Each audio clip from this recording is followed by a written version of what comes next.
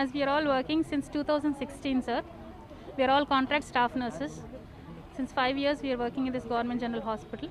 We are recruited as contract staff nurses, and we are just requesting the government to just enhance our salaries and then to regularize our services or jobs. This is just a kind request for the government, sir. We are not disturbing our services at all.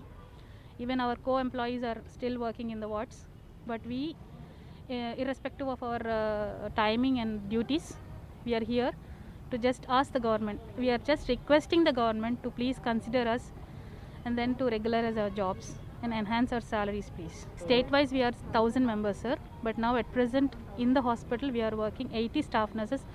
Including staff nurses, we have some other contract employees like emergency technicians and other lab technicians, etc. But now, as a whole, we are asking the government to help us in this issue, sir.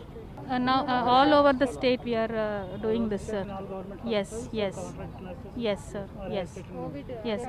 And we are all working in the COVID wards, COVID duties. And since COVID has been erased, we did not step back, sir. We are frontline workers. Even contract staff nurses, we did not step back, getting afraid of this COVID pandemic. We are there forward. Till if you ask us now also, we are ready to work for the COVID patients. We were nowhere concerned about our health issues. We are not having same pay. And the payment which is given to us is very lesser compared to other staff nurses. The contract staff nurses which are recruited after our recruitment, that is 2020, they are getting 34,000, and it is more than us.